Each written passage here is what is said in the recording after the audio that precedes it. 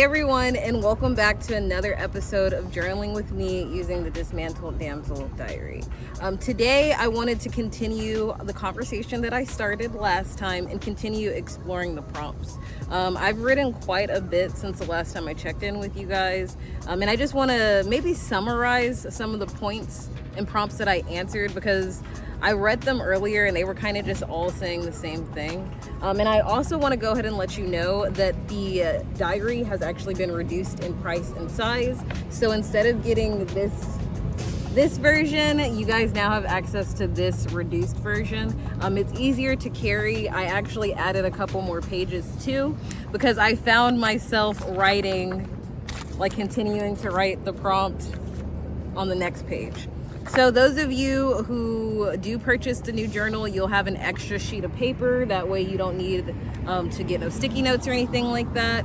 And it's also easier to travel with. So go ahead and add that to your cart. Again, it's $8.99. All right, and now that all of that is out of the way, I'm really glad to be sitting down with you guys again and talking to you. As I mentioned in the first video, I did want this to be more of an intimate conversation, like we're sitting on the swing, we're chilling, we're outside, we're having a good time, but also taking the time to document my progress and self-reflection with you.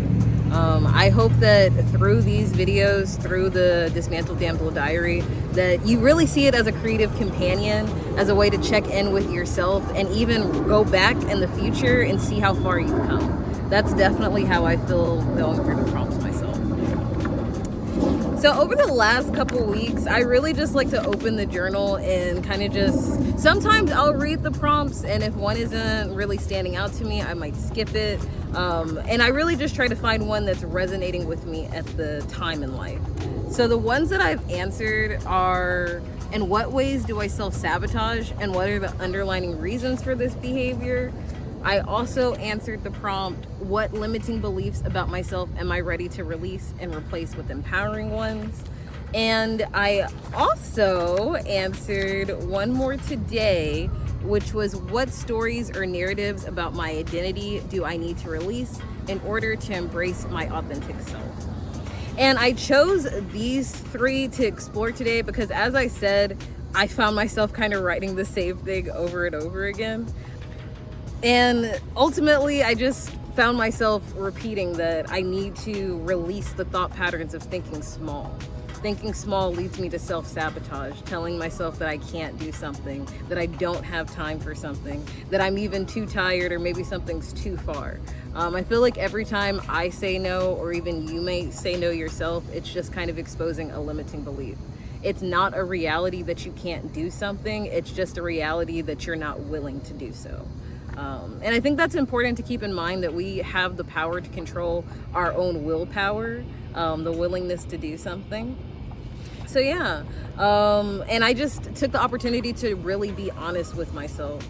Most of the time when I tell myself no, it's really because I'm not prepared, or maybe I'm just too scared for the opportunity that's in front of me.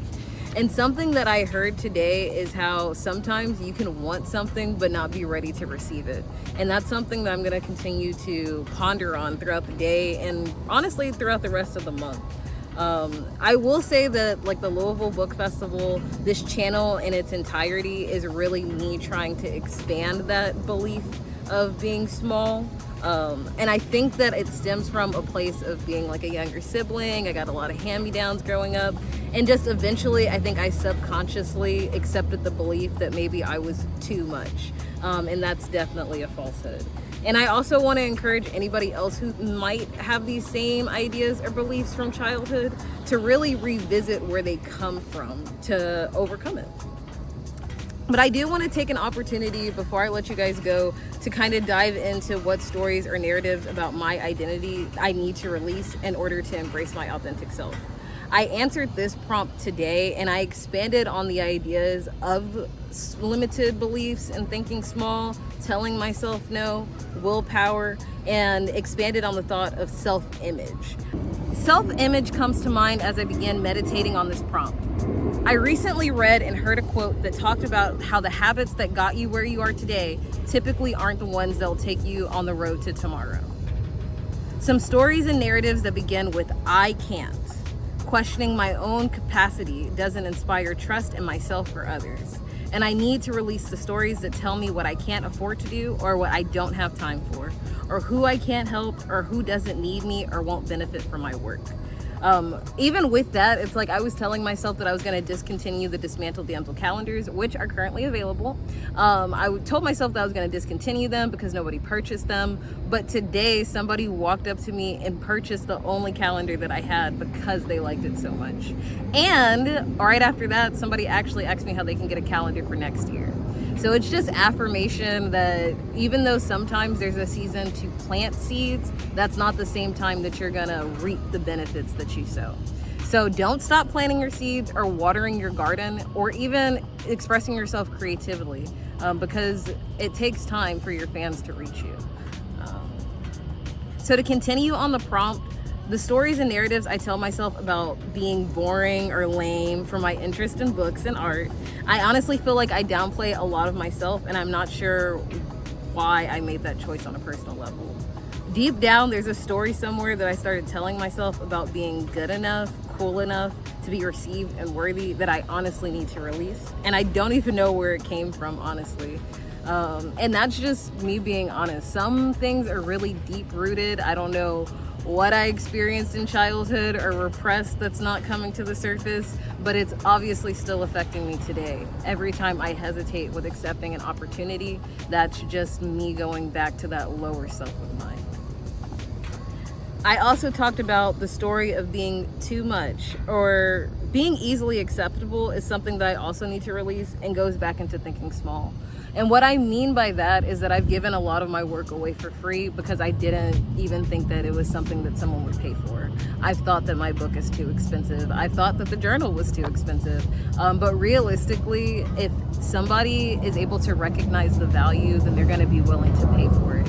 And I need to stop shortchanging myself and offering myself at a discount that people aren't even asking for. And sometimes we do it to ourselves. And that's really what I wanted to bring it to the forefront in this video and responding to these prompts. So yeah, I mean, I hope that you guys enjoyed this episode of journaling with me. Again, go ahead and cop your edition of the Dismantle Damsel Diary. I'm going to continue reflecting and responding to the prompts within and sharing my documentation through this journey, especially as I'm gearing up to the book festival and really just enhancing my creative expression.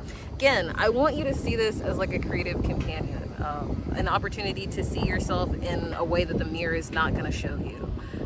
So thank you guys. Thank you for taking the time to hear me out. Be sure to like, comment, and subscribe to keep up with the journey. I really appreciate everyone who has supported me along the way. It really helps me. Like every single day, it helps me continue to go on.